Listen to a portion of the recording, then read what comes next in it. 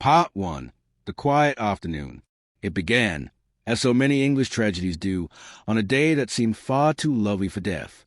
The sky above St. Mary Mead was a kind of blue that poets dream about, soft, endless, and serenely indifferent to human sorrow. The air was heavy with the perfume of roses and lemon verbena, and the faint hum of bees drifted lazily over the vicarage garden, where lace-covered tables had been set beneath fluttering bunting.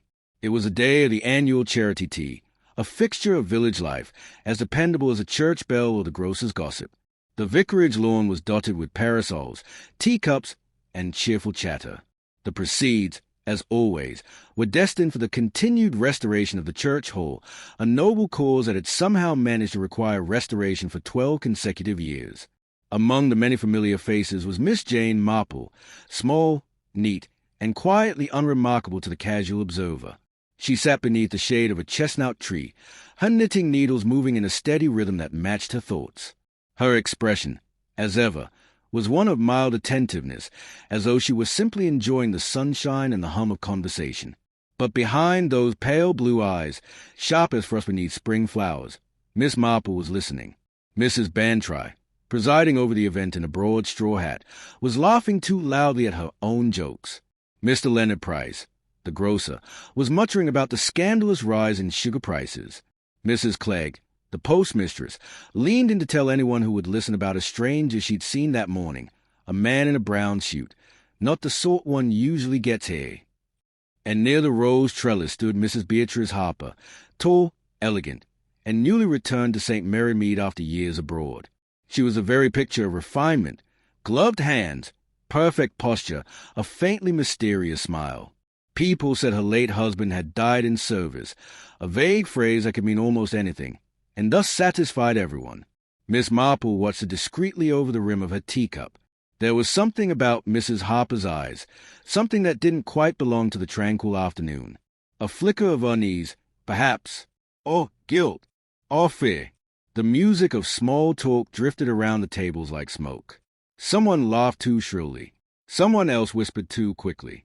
Miss Marple tucked away these little notes, as she always did, the way a botanist might collect curious specimens. Then, as the clock struck 4, it happened. The moment was so ordinary it almost passed unnoticed.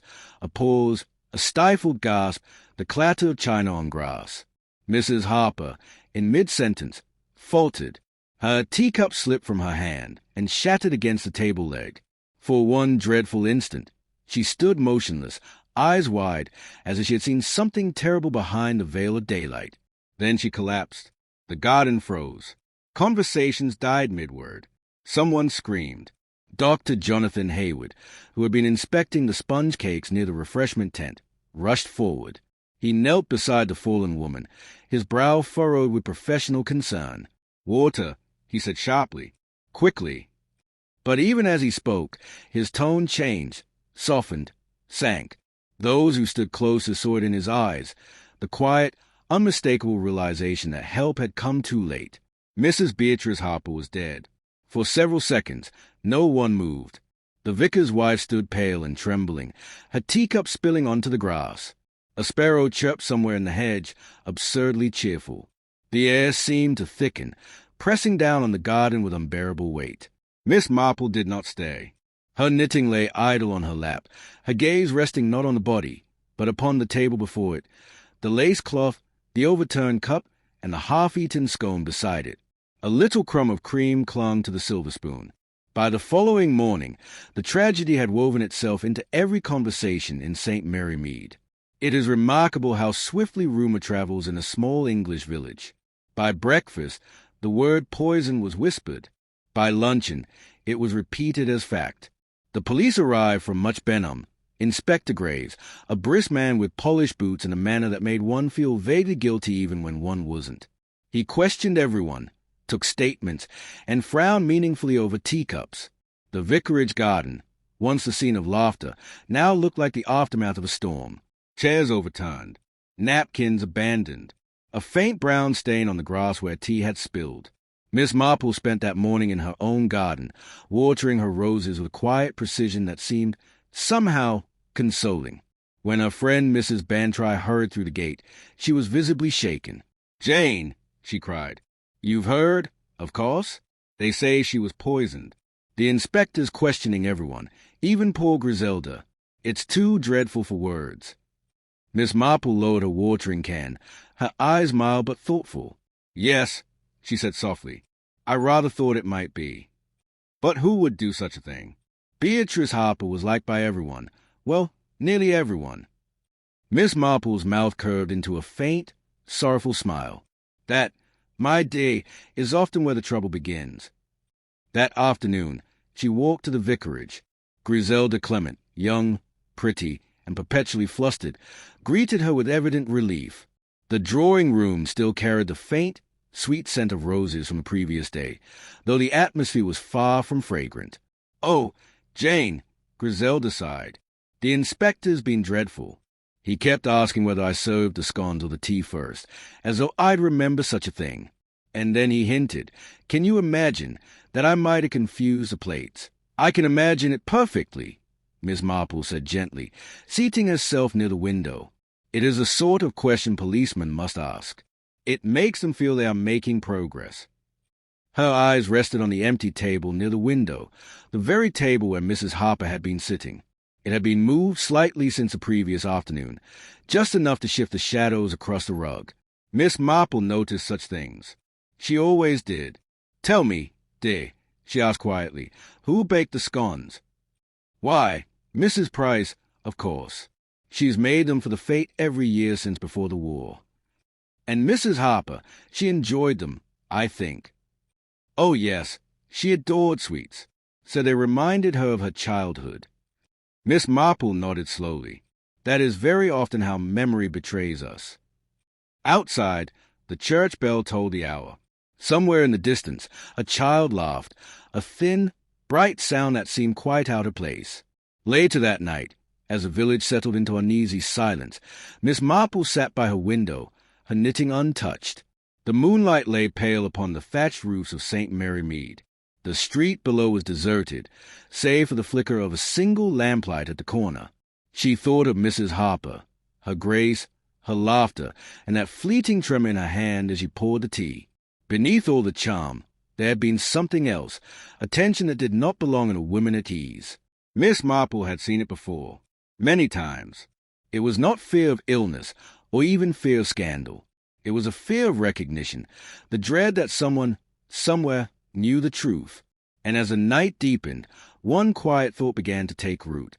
Mrs. Harper's death was no accident. It had been planned. Carefully, deliberately. Someone in St. Mary Mead had killed her, and they had done so under the most perfect disguise of all, the comforting rituals of tea, scones, and good company. The clock struck 10. Miss Marple rose, folded her shawl neatly across the chair, and looked once more out upon the sleeping village. People here liked to believe that wickedness belonged elsewhere, in the city, perhaps, or the newspapers. But she knew better.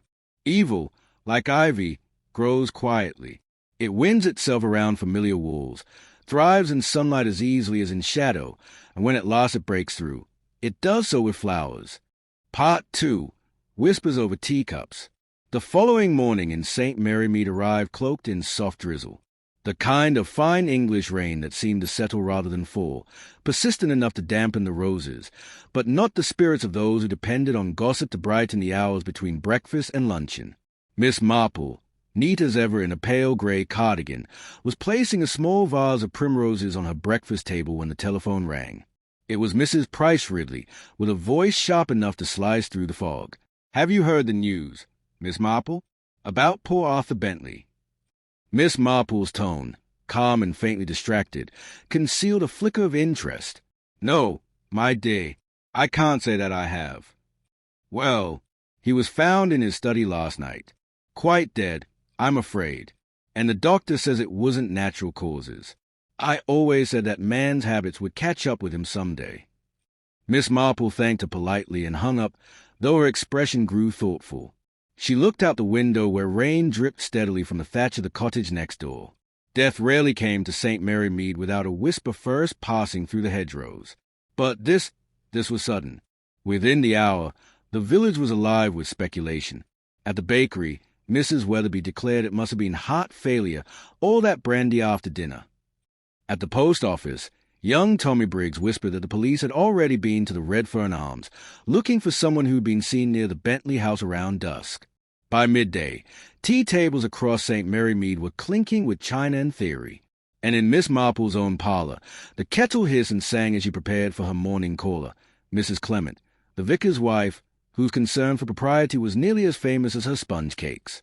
"It's dreadful, Jane," Mrs. Clement began, removing her gloves with sullen precision. "Simply dreadful. They say he was poisoned. The inspector came all the way from Melchester. Imagine poison here in St. Mary Mead." Miss Marple poured tea into delicate blue cups, nodding slowly. "I can imagine it quite well, my dear. Human nature is much the same everywhere. One finds every variety of sin, even in a place as pretty as ours." Mrs. Clement shuddered. But who would do such a thing? Mr. Bentley was no saint, of course, but, well, poison is such a deliberate act. Miss Marple passed her the scones, still warm from the oven. Deliberate, yes, and cowardly, too. You see, poison requires proximity and planning. It is rarely a crime of impulse. Mrs. Clement blinked. "You sound almost as though you've seen it before." A faint smile played about Miss Marple's lips. "One observes, my dear, and people, particularly in small villages, are remarkably consistent in their motives." Outside, the rain eased into a watery sunlight, and the faint sound of cartwheels echoed along the high street. Constable Green was making his rounds, stopping at the baker's, the grocer's, and finally Miss Marple's gate. "Morning," he said, touching his hat. "The inspector's come from Melchester. Thought you'd like to know. He'll be taking statements. Terrible business, this Bentley affair." Miss Marple regarded him mildly. "Indeed, yes. You'll give him my regards, won't you? And perhaps remind him that people often talk most freely over a cup of tea." The constable grinned, uncertain whether she was joking, then trudged off. Miss Marple's gaze lingered beyond the lane, toward the distant hedgerows that framed the Bentley property. She had known Arthur Bentley for nearly 20 years, an affable widower with too much money, too little charm, and an unfortunate weakness for female company.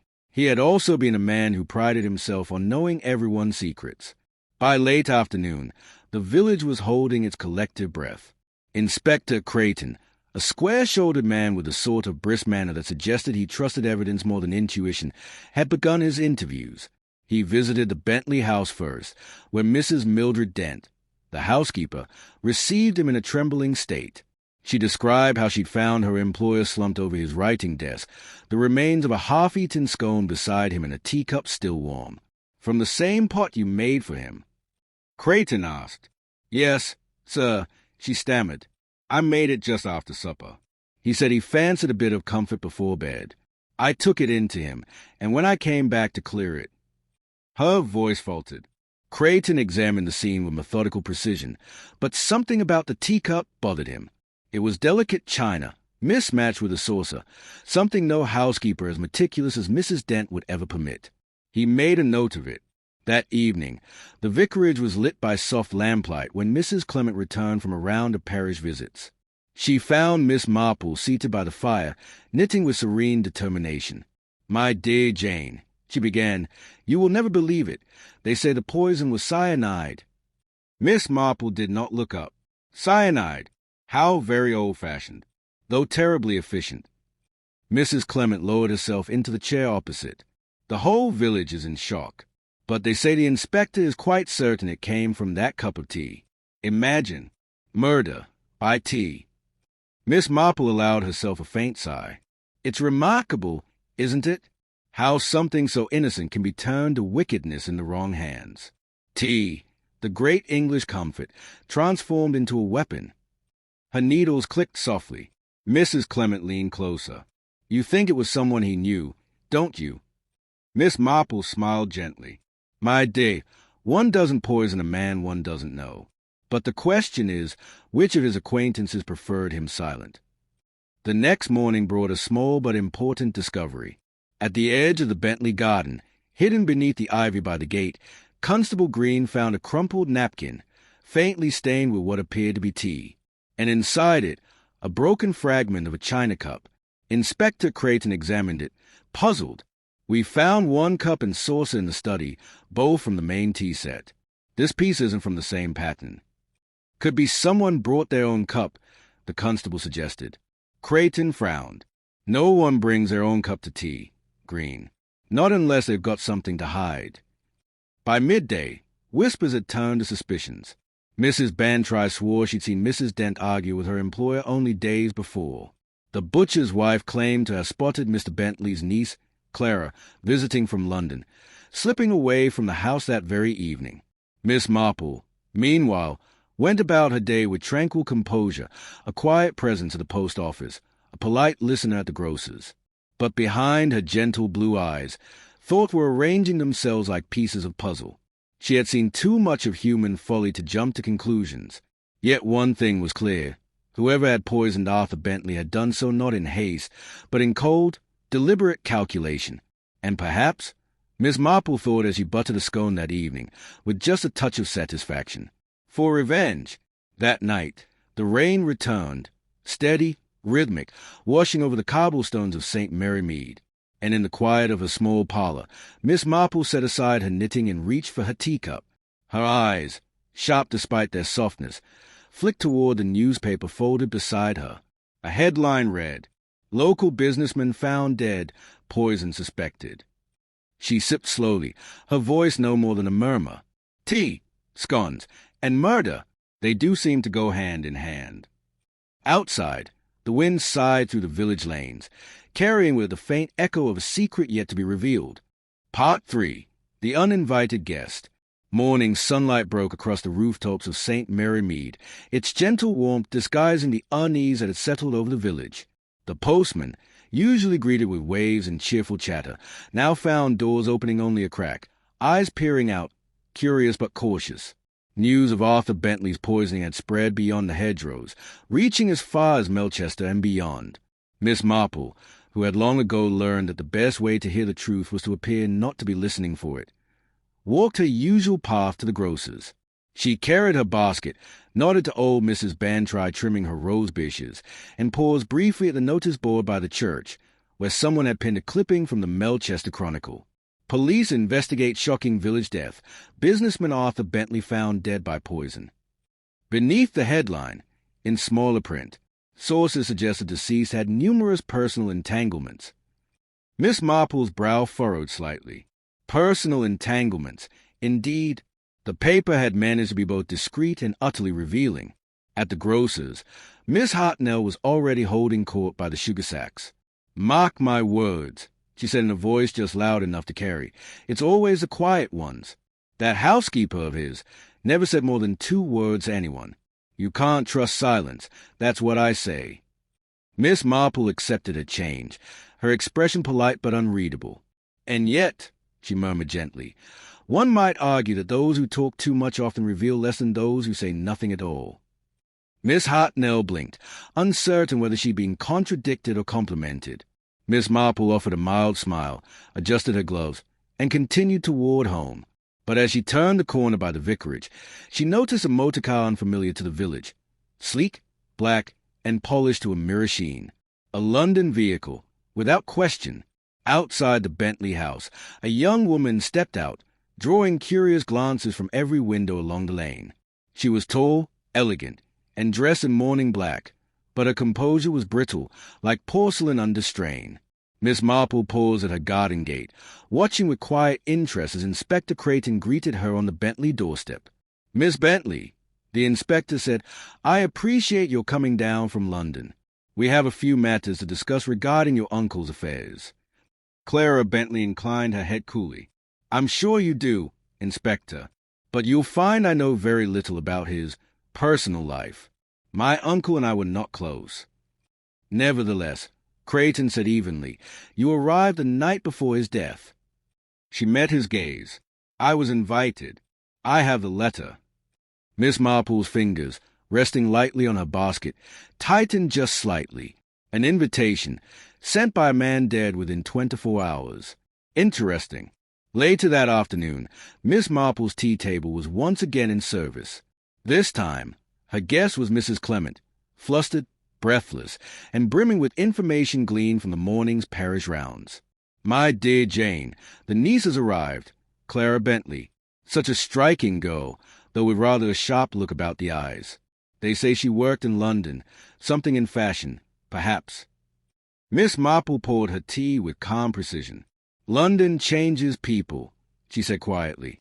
"One learns to wear masks, some for protection, others for advantage."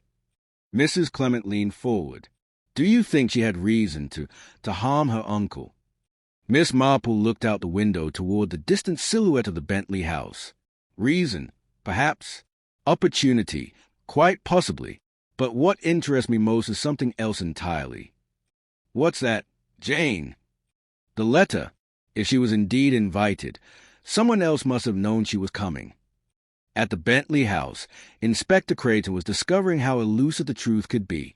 The servants had already been questioned, Mrs. Dent still trembling, the gardener evasive, and the cook indignant. Now Clara Bentley sat before him in the study where her uncle had died. The same desk, the same faint trace of tea in the air. "You were here that evening," Creighton began, "and yet you didn't see him after supper." Clara's voice was steady. "He asked to be left alone. I went to bed early. I'd had a long drive." "Did anyone else visit the house that day?" Her gaze flicked toward the window. "A few tradesmen, perhaps. The usual deliveries. I wouldn't know." Creighton studied her for a long moment. There was something rehearsed about her calmness, something too controlled. Then he said, almost casually, "Strange thing, Miss Bentley, your uncle's letter inviting you was dated 2 days before his death. Yet his housekeeper swears no post went out that day." Clara's fingers tightened around her handkerchief. "Perhaps he posted it himself." Creighton leaned back. "Perhaps. Or perhaps someone wanted you here, at just the right time." By evening, the drizzle had returned. Miss Marple, sitting by her fire, replayed what she'd heard. The niece's arrival, the letter, the mismatched teacup. Patterns began to form. Faint, but there. She took a small notebook from her writing desk. On the first page she wrote 3 names. 1. Mrs. Dent, the housekeeper. 2. Clara Bentley, the niece. 3. Mr. Pritchard, the solicitor. Then, beneath them, a simple question. Who benefits? Her knitting lay untouched. The rhythm of the rain outside seemed to echo the slow, methodical beat of her thoughts. The following morning brought a visitor. A brisk knock at the door, and there stood Inspector Creighton, hat in hand. "Miss Marple," he said, not without respect, "I wonder if I might trouble you for your opinion. You've known this village longer than anyone." "Of course, Inspector. Come in. The kettle has just boiled." He hesitated, then smiled faintly. "I should have known."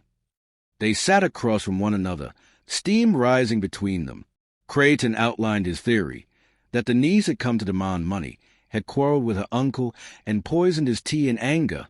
Miss Marple listened, her expression unreadable. "It is a tidy theory," she said at last. "But real life, Inspector, is rarely tidy. Consider this. If Miss Bentley were guilty, why remain in the village? A guilty person, particularly one from London, would flee. Quickly, and with purpose." Creighton frowned. "Then you think she's innocent?" "I think," Miss Marple said softly, "that innocence and guilt are not always the same as truth. And I think you should ask Mrs. Dent about the teacup." "The teacup?" "Yes," she said. "The broken one you found near the gate. Ask her who it belonged to."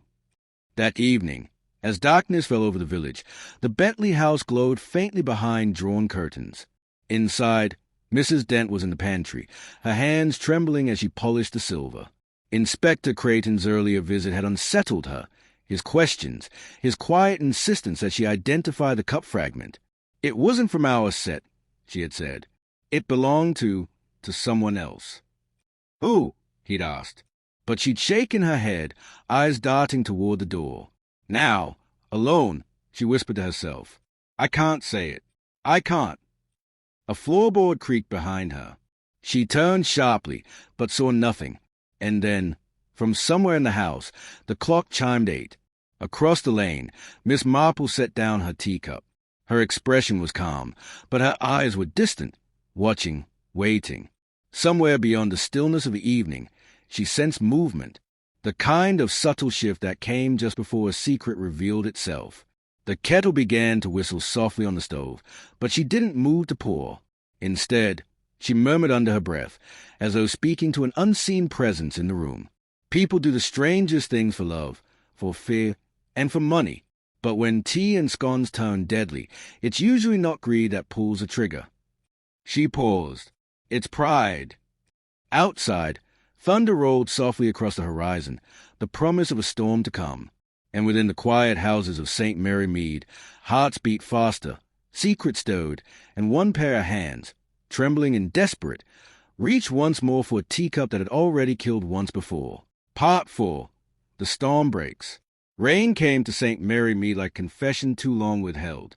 By dawn, the lane was glistening, the hedgerows dripping, and the roses along the vicarage wall bent low under the weight of water.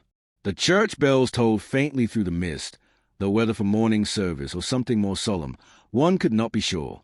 Miss Marple stood by her window, her knitting resting motionless on her lap. Outside, the Bentley house loomed dark against the pale light, its chimneys trailing ribbons of smoke. The storm had arrived in more ways than one. She thought, not without sorrow, how tragedy so often struck in such ordinary settings.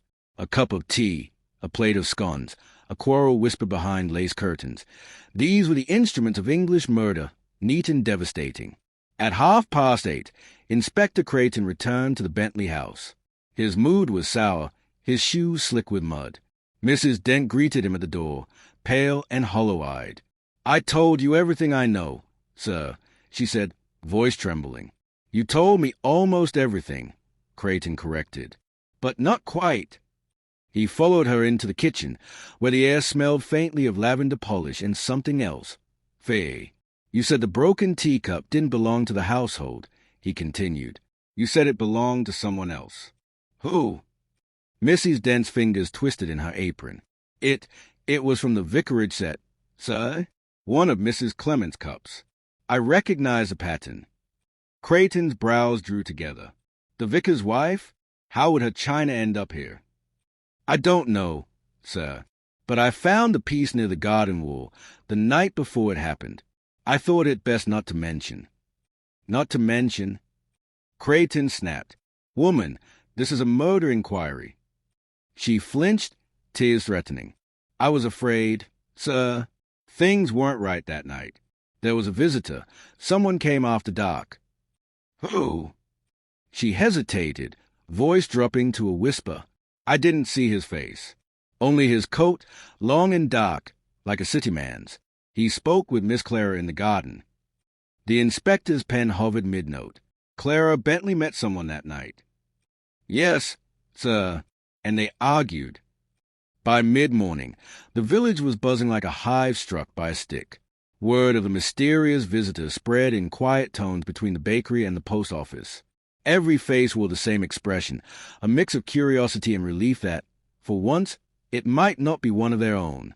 Miss Marple, meanwhile, was sitting in her drawing-room with a steaming pot between herself and Mrs. Clement, who looked utterly mortified. "My dear Jane, I cannot think how our teacup could possibly have been involved," she stammered. "It's one of the blue willow set. I noticed one missing a fortnight ago, but thought little of it." Miss Marple stirred her tea gently. "You had guests that day, I believe." "Yes. Mr. Pritchard came about the charity accounts, and Mrs. Dent stopped by to return a pudding dish." "Ah!" Miss Marple's voice was soft. "And perhaps the dish was not all that she returned." Mrs. Clement looked at her in confusion. "You mean she?"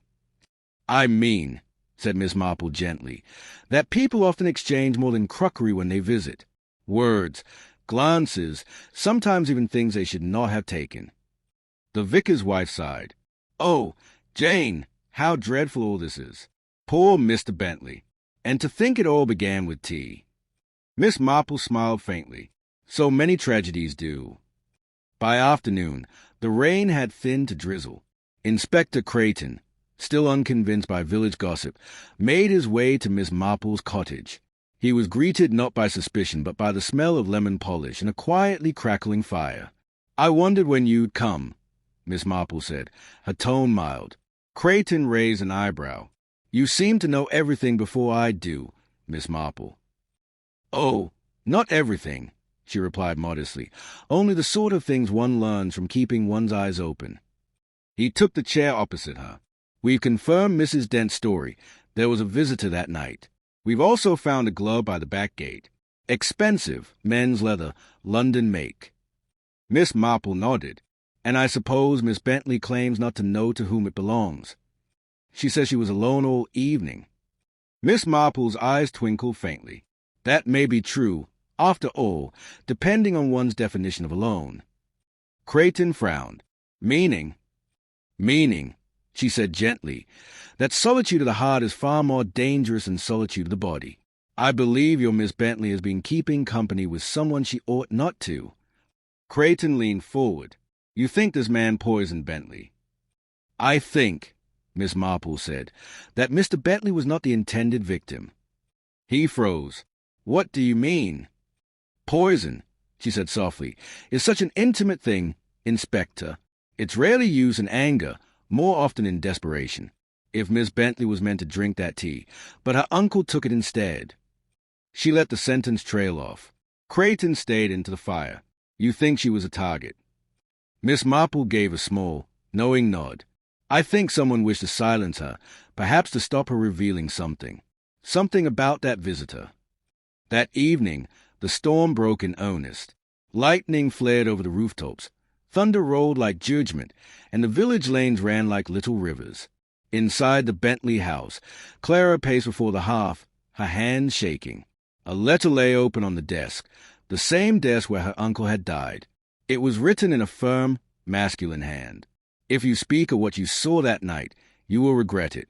Keep silent, for both our sakes. A gust of wind rattled the window panes. The candle flickered. Clara turned sharply and saw a shadow move behind the curtain. Who's there? No answer, only the patter of rain. She crossed the room, her breath quickening, and drew the curtain back, revealing Miss Marple, standing calmly under her umbrella. My dear, she said gently, you really ought to keep your doors locked. Clara exhaled in shock. Miss Marple, you frightened me half to death. Forgive me, said Miss Marple, stepping inside and closing the umbrella neatly. But when a young woman receives threatening letters, it's best not to face the night alone. Clara stared at her. How do you know about? Because, Miss Marple said softly, you're not the only one who's afraid. They sat by the fire, the storm howling beyond the windows. Clara's defiance wavered, and at last she began to speak. I didn't kill him, Miss Marple. I swear it.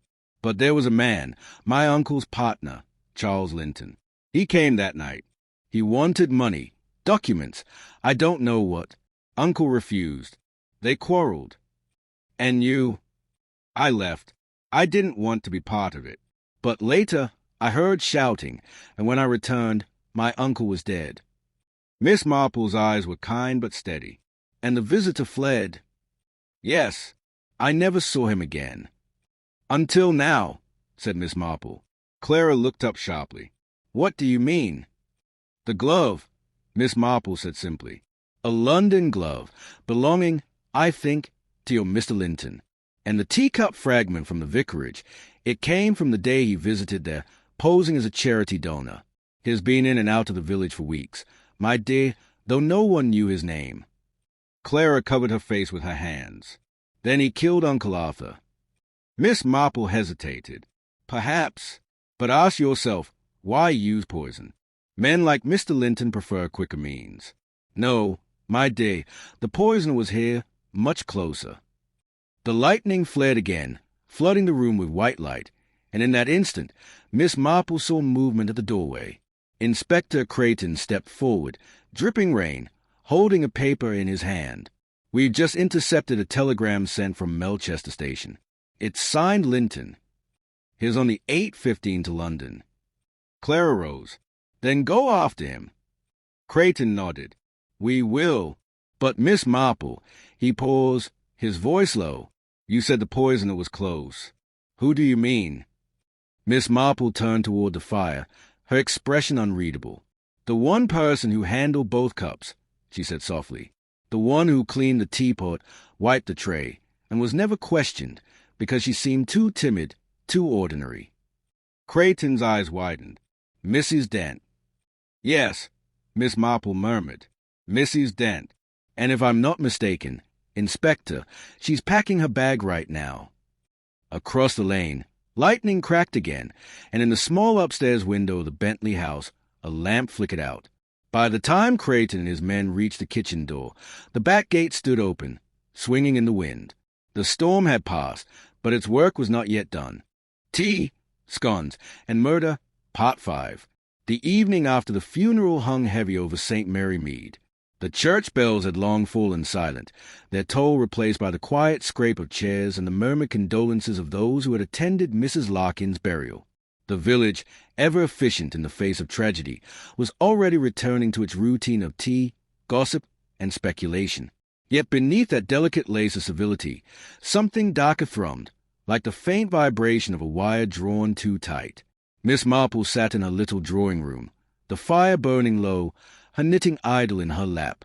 Her eyes, pale blue and far-seeing, rested not on the flames, but upon a small, crumpled handkerchief folded neatly on the table. It was a simple square of linen embroidered with pink daisies, Mrs. Larkin's, she was certain, found near the rose trellis by the vicar's wife, and quietly handed to her in case it might be of interest. There was always something of interest in what others overlooked. She lifted the handkerchief delicately. There was a faint, sharp scent upon it, chemical, medicinal perhaps, but certainly not from lavender water or soap. Miss Marple frowned gently. "How curious," she murmured to herself. "How very curious indeed." She set it down and reached for her teacup. The tea was quite cold, but she didn't seem to notice. Her mind was miles away, walking the garden path where Mrs. Larkin had fallen, replaying every detail of that bright summer afternoon. The ribbon at the fête, the scones, the spilled tea, the startled gasp, each fragment circling, seeking its place in the quiet mosaic of truth. The clock chimed 7. A knock sounded at the door. "Come in," Miss Marple called softly. It was young Inspector Drew, looking harassed and more than a little uncertain. He was polite enough to remove his hat, but his manner carried the faint, restless air of a man who wished to be anywhere but inside a spinster's parlor. "Good evening, Miss Marple. I hope I'm not disturbing you." "Not at all, Inspector. Please, do sit down. I expect you could do with a cup of tea, though I'm afraid it's not quite fresh." He managed a small smile. "Thank you. I won't say no." She poured, steady and unhurried, as if they had all the time in the world. After a moment, Drew sighed. "It's proving a devil of a case. No signs of forced entry, no fingerprints, no witnesses who saw anything out of place. Dr. Reed insists it was poisoning, but how and when are questions we can't answer." Miss Marple nodded gently. "And yet, people do not die suddenly without cause, Inspector. Something must have been introduced, perhaps something she touched rather than consumed." Drew frowned. "You mean contact poison?" "Possibly. I recall a case once in the village. Oh, many years ago now, when poor Mrs. Barnes fell terribly ill after polishing her brass bedstead.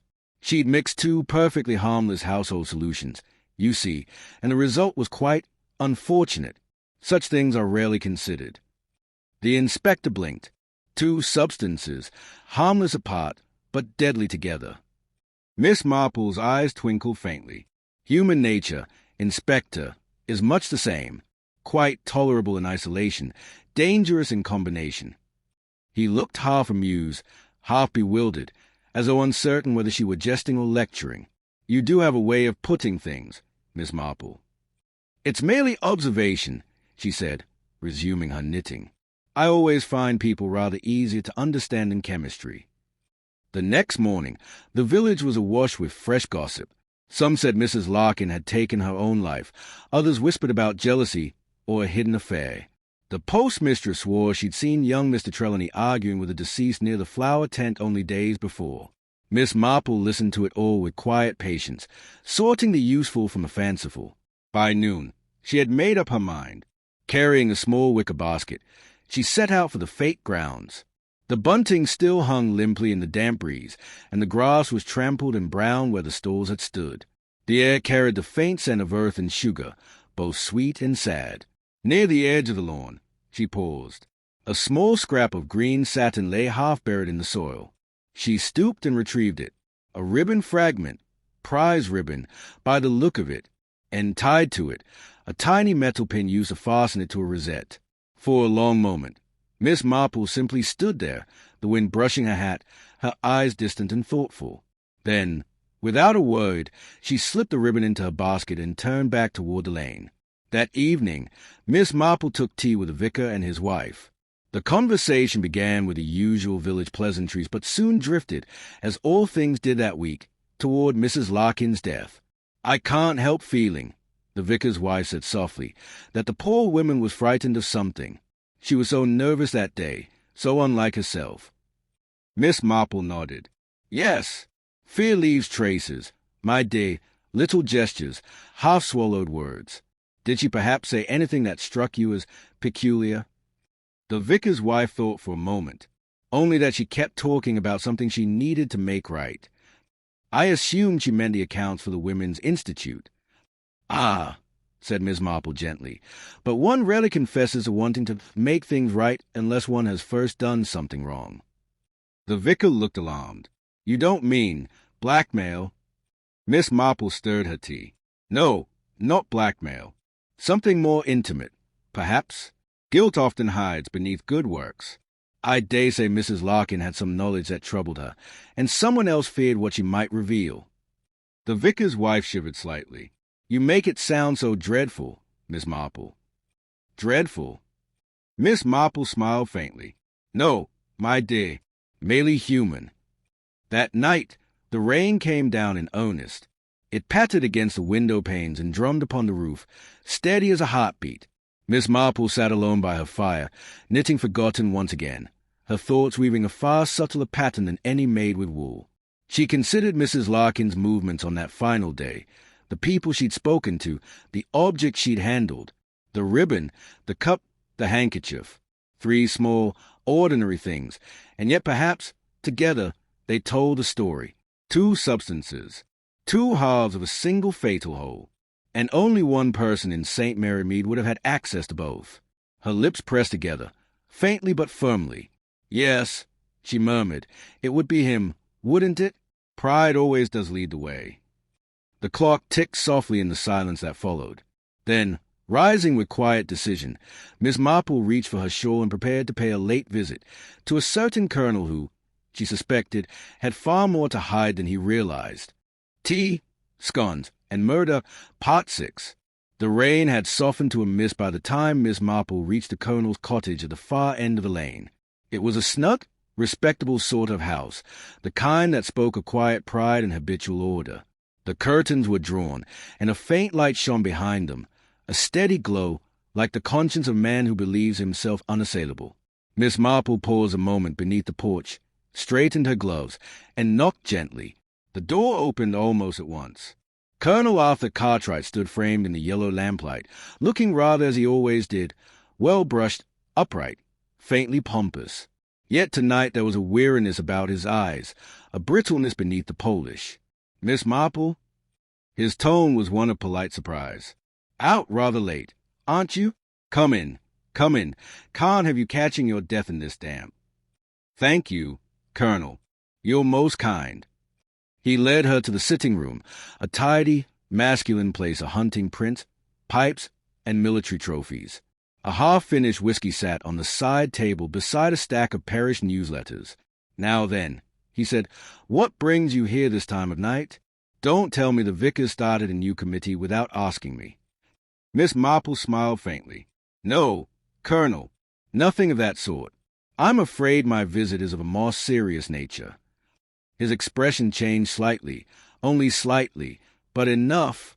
"Serious?" "Yes," she said softly. "I wanted to speak to you about Mrs. Larkin."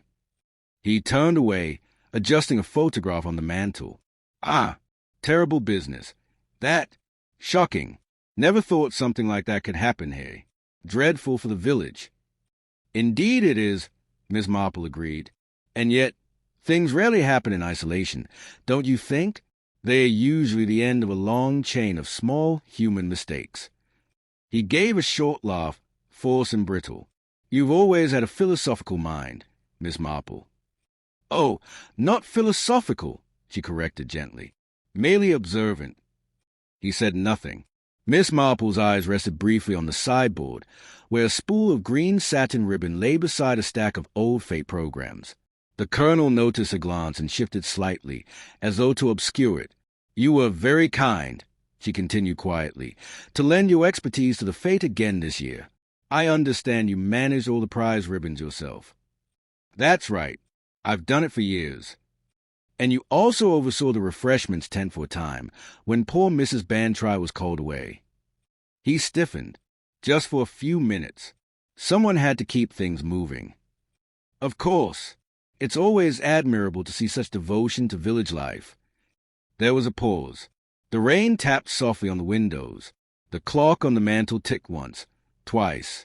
Colonel, said Miss Marple finally, her tone almost apologetic, I'm afraid I must ask you a rather distressing question.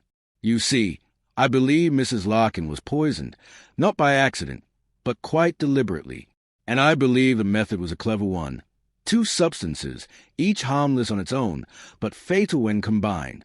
One, I think, was applied to the so-called lozenge given to her by Dr. Reed, a perfectly innocent gesture. The other, she looked down at the ribbon, was placed upon the green satin of her prize, a ribbon she proudly pinned to her coat, and later, as she often did when nervous, touched to her lips. The silence that followed was very still, save for the faint hum of the lamp. Colonel Cartwright's voice, when it came, was low and hoarse. You have a lively imagination, Miss Marple. She smiled kindly. Perhaps, but I also have an excellent memory. You see, I recall something similar, years ago, during garden show in Little Weston. A quarrel, a tainted metal ribbon, and a man whose pride could not bear humiliation. You would have been a very young officer then, I suppose. But people rarely change their essential nature. He turned sharply. You have no proof. On the contrary, she said softly, I believe the inspector found traces of a chemical compound on Mrs. Larkin's handkerchief. And I dare say, if he were to examine that spool of ribbon upon your sideboard, he would find the complementing substance still clinging to the fibers. His face seemed to age in an instant. The bluster fell away, leaving behind something raw and hollow. She was going to expose me, he said at last, the words dragging out of him like stones. She found out about the accounts, about how I'd been diverting funds from the fate committee for years. It wasn't greed, it was pride. I couldn't bear the thought of her telling the others, after all I'd done for this village. His voice broke. She said she'd ruined me publicly, that I wasn't fit to chair the fate. She laughed, Miss Marple. She laughed. Miss Marple's eyes softened. Pride is a dreadful thing, Colonel. It blinds one to mercy. He sank into his chair, head in hands. I didn't mean to kill her. I only meant to frighten her. She was supposed to faint, to learn a lesson. But when she fell, there was a long silence. I believe, Colonel, said Miss Marple gently, that you did not intend murder, but intention rarely undoes consequence. He looked up at her, despair plain in his eyes. What will you do? I shall do nothing, she said quietly, but I expect Inspector Drew will be here within the hour. I happened to send word before I left. A flicker of something, perhaps relief, perhaps resignation, passed over his face. He nodded once, stiffly. Then that's at. Miss Marple rose. Good night, Colonel. Good night, Miss Marple. The following morning, St. Mary Mead was a whispering world once more. The news traveled faster than the church bell. The colonel taken away in a police car, hat still in hand, the fate committee disbanded, the roses in Mrs. Larkin's garden beginning, at last, to fade. Miss Marple sat by her window, knitting quietly. The sun broke through the clouds, casting dappled light across the lane. The vicar's wife called later that day, bringing scones and sympathy. I suppose it's for the best, she said, though one can't help feeling sorry for him. Yes, said Miss Marple, folding her hands in her lap. He loved the village too much, in a way. When love turns to pride, it can do terrible things. The vicar's wife nodded, eyes misty. It's a sad world, Miss Marple. Indeed it is, she agreed softly. And yet, my dear, it is also a very human one. We must understand people as they are, weak and foolish perhaps, but rarely altogether wicked. She looked out at the street, where children were skipping once more, and the milkman tipped his cap. Life, she said, has a way of continuing even after the worst of it. A little tea, a little kindness, and the garden blooms again. The vicar's wife smiled faintly. You always make things sound so simple. Miss Marple's eyes twinkled. Oh, not simple, my dear, only true. The clock struck 11. The kettle began to sing. And in that small, tidy room in St. Mary Mead, peace, quiet, fragile, and very English, settled once more over the village that had seen both scones and murder,